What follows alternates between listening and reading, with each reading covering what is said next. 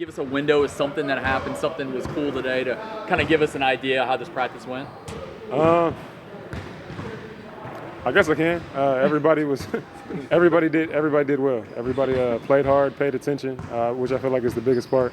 Sorry, with so many new pieces, just being locked in from film all the way into the court, even though it was a couple hours or something like that. I think we did a good job today.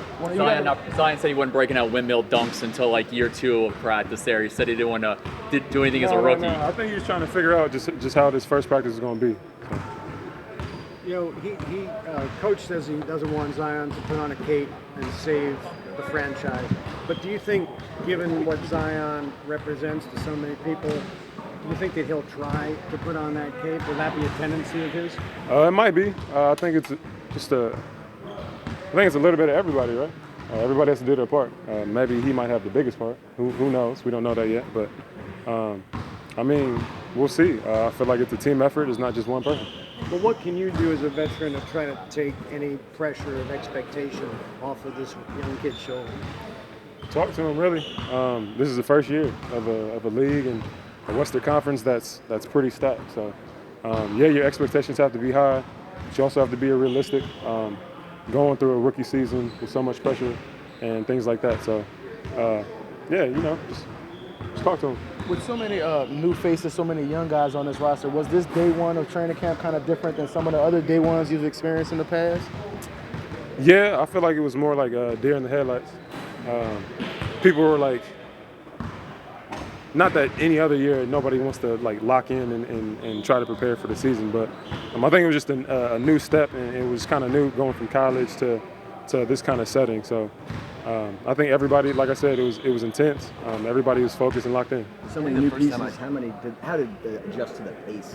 I mean, you're used to it at this point of the idea of pushing it every possession. You feel like that's crept in already, or is that going to take a week or two of training camp to? I think it's crept in, especially the 2 weeks before, and then the young guys going to summer league. I'm pretty sure they preached that we was just going to run, and that's pretty much what we did today. Everything was paced.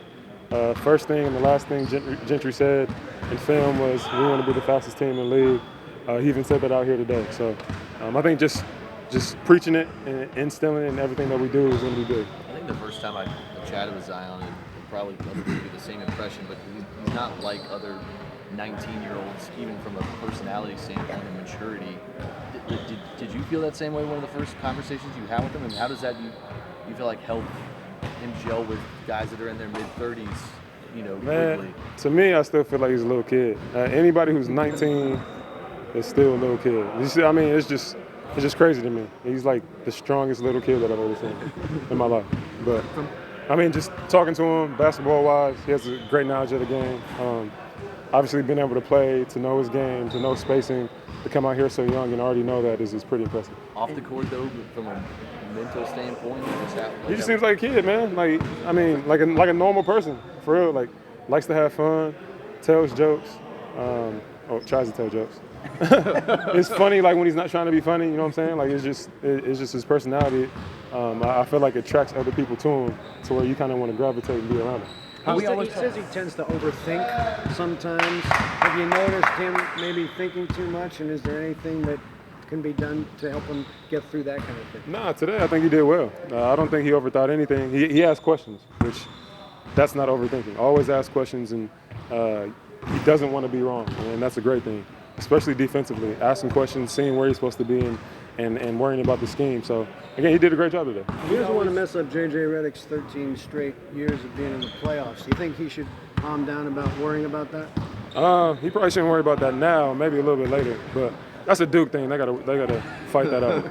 And we always ask the big picture questions about Zion, but just now when he's on the court and you get to see him, I guess, what do you kind of see in saying, okay, he can help us here immediately, or he'll be able to step in immediately and fill these kind of holes? I mean, a lot of things. Rebounding, sliding to the basket, getting to the free throw line. I know last year that was something that we put an emphasis on, which is the same thing this year.